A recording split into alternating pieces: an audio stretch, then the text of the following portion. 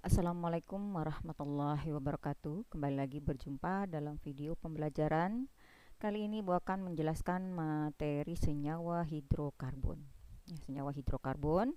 Kali ini kita akan membahas materi kekhasan atom karbon, kemudian posisi atom C dalam rantai karbon, dan bentuk rantai karbon.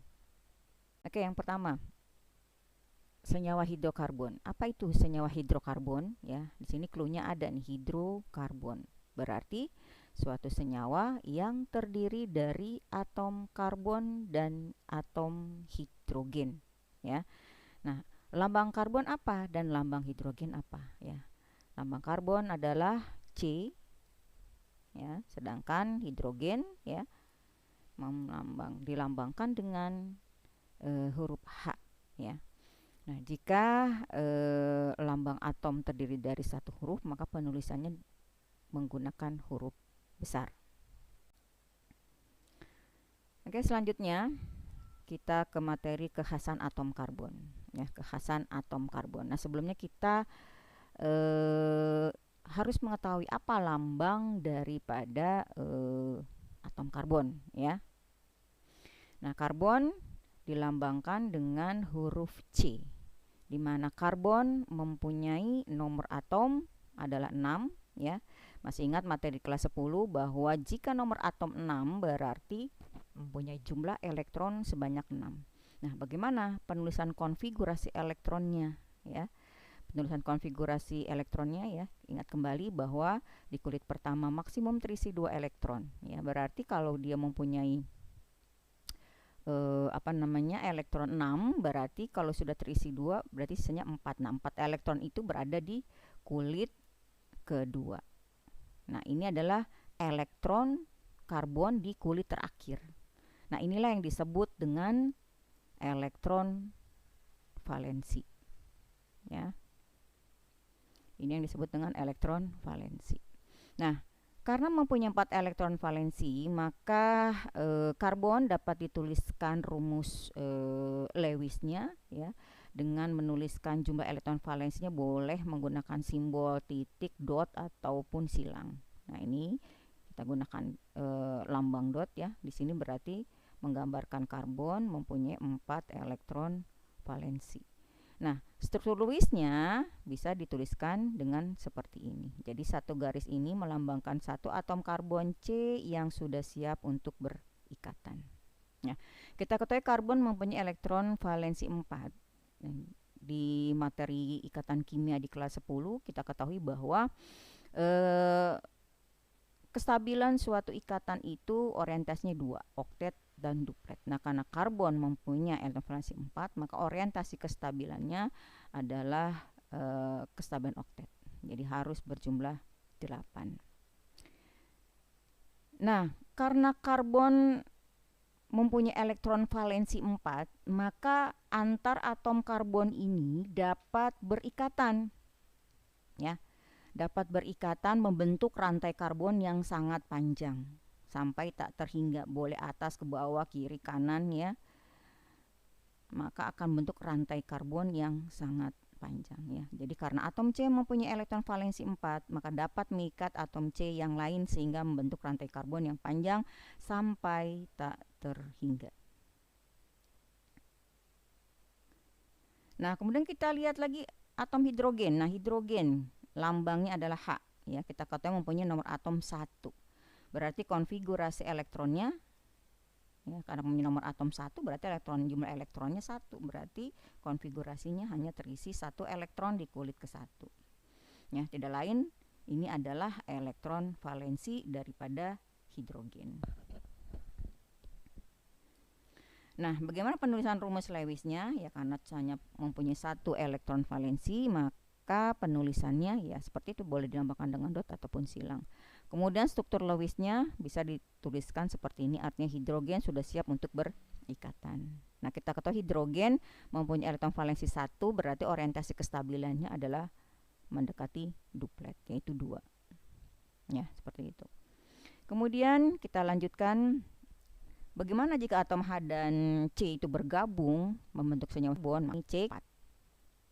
Nah, C mempunyai 4 tangan, 4 atom, berarti butuh 4 elektron lagi supaya dia menjadi oktet. Nah, dari mana? Sedangkan tadi hidrogen butuh 1 untuk duplet. Jadi akan tergambarkan seperti ini. Nah, masing-masing 1 tangan karbon mengikat 1 atom hidrogen.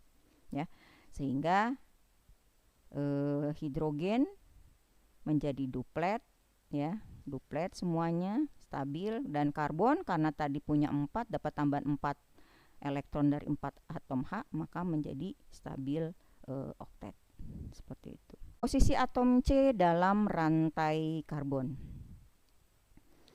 Nah, di sini tadi sudah Ibu katakan bahwa atom karbon karena mempunyai 4 tangan, 4 elektron valensi, sehingga dapat membentuk rantai karbon yang panjang seperti ini, ya.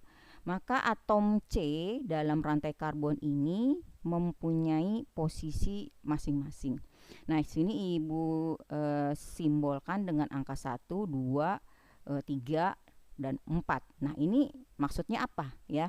Jadi maksudnya, coba perhatikan bahwa kalau yang angka 1 itu merupakan atom C primer, ya. Yang angka 2 merupakan atom C sekunder, ya. Posisi nomor 3 disebut atom C tersier, dan posisi nomor 4 adalah atom C kuartener. Nah, ini maksudnya apa ini, ya? Maksudnya apa bedanya antara atom C primer, sekunder, tersier, dan kuartener? Coba kalian perhatikan. Ya, ini adalah C primer. Perhatikan, kita ketahui tangan C itu 4. Nah, di sini satu tangan C mengikat 1 atom C lain. Itu atom C primer, ya. Kemudian kita lihat lagi yang atom C sekunder. Atom C sekunder tangannya kan 4. Nah, 2 tangannya, ya, ini yang pertama mengikat 1 atom C sebelah kiri dan 1 atom C sebelah kanan. Jadi 2 tangan atom C mengikat 2 atom C lainnya. Itu yang sekunder. Nah, kita lihat yang tersier. Tersier, tangan C 4. Nah, 3 tangannya mengikat 3 atom C lain. Ya. 1, 2, 3. Kemudian ini atom C kuartener, ya, kita perhatikan keempat tangannya mengikat 4 atom C lain. 1, 2, 3, 4. Ya, berarti sudah paham, ya, perbedaan antara atom C primer, sekunder, dan tersier. Jadi atom C primer adalah atom C yang mengikat 1 atom C lain, atom C sekunder adalah atom C yang mengikat 1 atom C lain, dan atom C tersier adalah atom C yang mengikat 3 atom C lain, dan atom C kuartener adalah atom C yang mengikat 4 atom C lain. Ya. Oke, baiklah, kita lanjutkan ke materi berikutnya, yaitu membedakan rantai karbon berdasarkan bentuknya, ya. Nah, senyawa hidrokarbon kita ketahui mempunyai 3 bentuk rantai, yaitu alifatik, siklik, dan aromatik. Nah, alifatik terbagi 2, jenuh dan tidak jenuh. Yang masuk senyawa jenuh adalah alkana, yang tidak jenuh adalah alkena dan alkuna. Nah, ini perbedaannya di mana nanti kita bahas satu persatu. Nah, sekarang kita bahas senyawa siklik, ya. Apa itu senyawa siklik? Senyawa siklik adalah senyawa yang rantai karbonnya tertutup. Tertutup di sini artinya ujung dan pangkalnya bertemu. Contoh siklobutana dan siklooktana. Ya, seperti ini. Ini adalah siklobutana karena mempunyai 4 atom C. Ya, tertutup. Kemudian ini siklooktana, ya. Kenapa disebut siklooktana? Karena C-nya ada 8. Ya, ada 8, jadi tertutup, ujung pangkal bertemu. Maka disebut senyawa siklik. Kemudian selanjutnya senyawa aromatik, yaitu senyawa yang rantai karbonnya tertutup dan beraroma. Contohnya senyawa benzen. Nah, ini nanti akan kalian pelajari di kelas 12, ya. Nah, benzen adalah senyawa yang mempunyai 6 atom karbon, ya, 6 atom karbon, di mana mengandung di dalamnya ikatan rangkap 2.